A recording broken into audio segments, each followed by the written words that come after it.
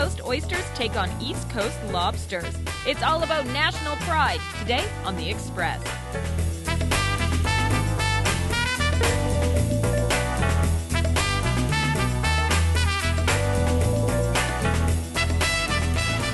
On today's show, a coast-to-coast culinary competition. Instead of traveling across Canada, you can experience it all here. The sort of melding of art and architecture together. Classic West Coast architecture. Let's go. Yes. Two brothers biking across the country. It'll be a big accomplishment if we do it. I'm anxious to start. Take longer walks to Galiano, and you might be the only person on the trail that day. The #1 reason to visit Galiano Island. It's really beautiful. You know, we have a great bounty here to work with, so... See that and more, local expression. Welcome to The Express. I'm Johanna Ward at the 48th Annual National Chef Conference for Tastes of Canada. Coming up, we're going to see how our West Coast cuisine fares against our foodie friends from the East. But first, it's a lesson in West Coast architecture with our Cultus Lake Big Summer feature. Big Summer is brought to you by Cultus Lake Water Park, BC's #1 water park. The Binning residence in West Vancouver is one of the first examples of modernist architecture in Canada. It was designed by well-known artist B.C. Binning, who lived here from 1941 until his death in 1976. He was mostly known for his art. He was an artist, but also was very interested in architecture. People think it's really important because of the combination of its architectural features along with its artistic features. It's sort of melding of art and architecture together. Binning's wife Jessie lived here until she died in 2007. That's when the house was turned over to the Land Conservancy of BC to be preserved. By our organization looking after it, it ensures that anyone in the community can come and learn about modern architecture in Canada. But like many old houses, it needs some repairs, and that's where the West Vancouver Community Foundation comes in. It's awarded the Land Conservancy $10,000 to restore the house. There's some murals that were painted by B.C. Binning and starting to show wear and tear, and it would be great to do some restoration work on that. And this is going to go a long way to help the Land Conservancy study the house, really think about how we're going to use the house for the community, and then prioritize maintenance and restoration work that is needed for the residents. The residence itself is unique not just for the structure of the building. The hallway in the house, Bert designed it to act a bit like a art gallery. So over the years, many pieces of his art would be shown along the hallway, and all the furniture and everything is original. And while there's no original art left in the house, we are lucky enough to have pieces of furniture that were used by both Jessie and Bert. The artist studio, it's a pretty unique feature of the house, definitely a defining characteristic, and that's where Bert did a lot of his painting. We have his original easel that he painted some of his work on, and on the floor you see splatters of the paint. The Land Conservancy of BC really would like to thank the West Vancouver Community Foundation for their support in helping the Land Conservancy develop a heritage conservation plan. It's going to go a long way into helping maintain and restore this house in the long term. I'm Erin Shaw in West Vancouver for Big Summer.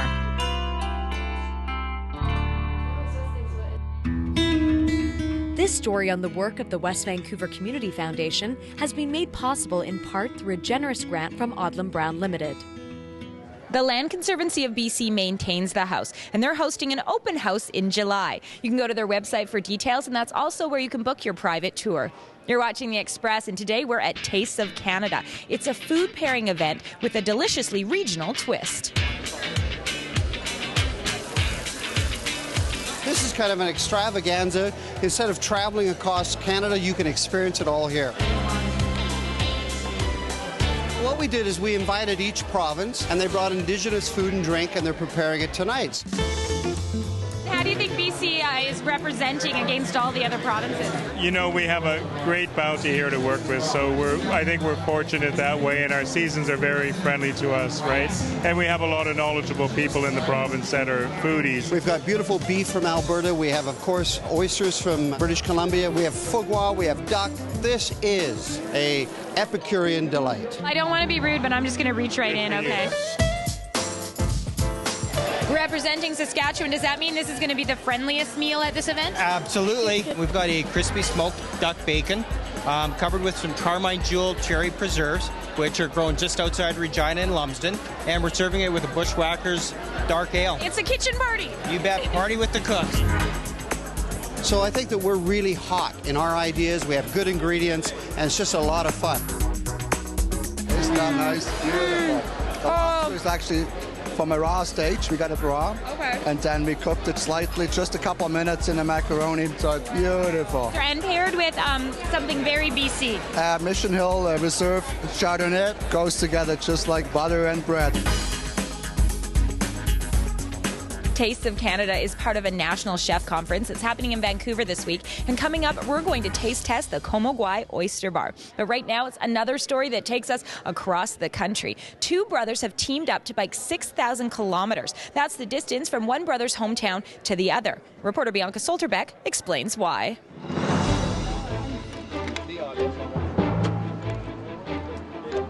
Just some last-minute adjustments on bikes that are going to take two brothers who live on opposite sides of the country.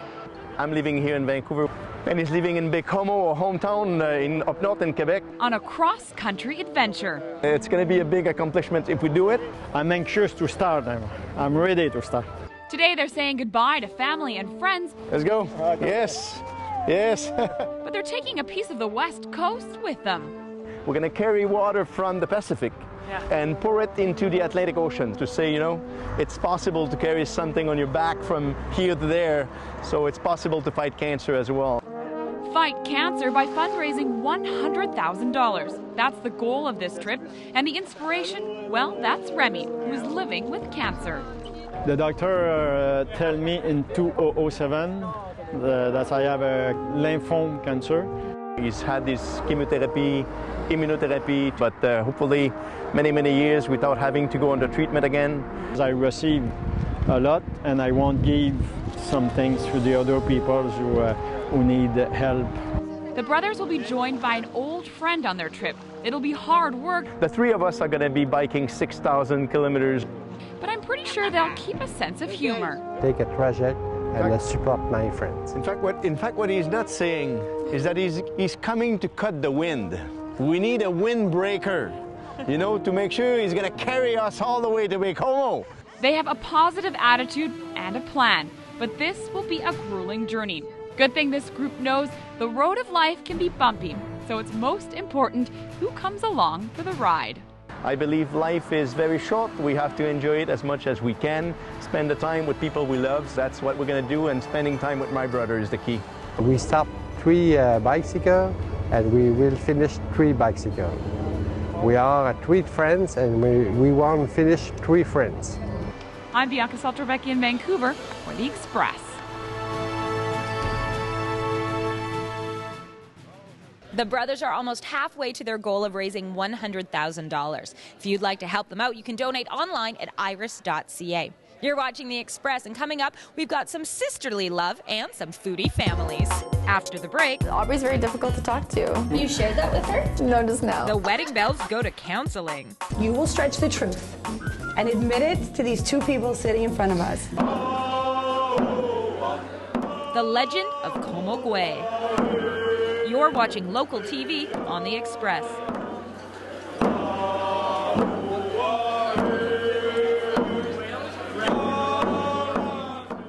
Community programming on Shaw has been generously sponsored in part by... The Express is brought to you in part by Plum, fashion supplier to host Johanna Ward.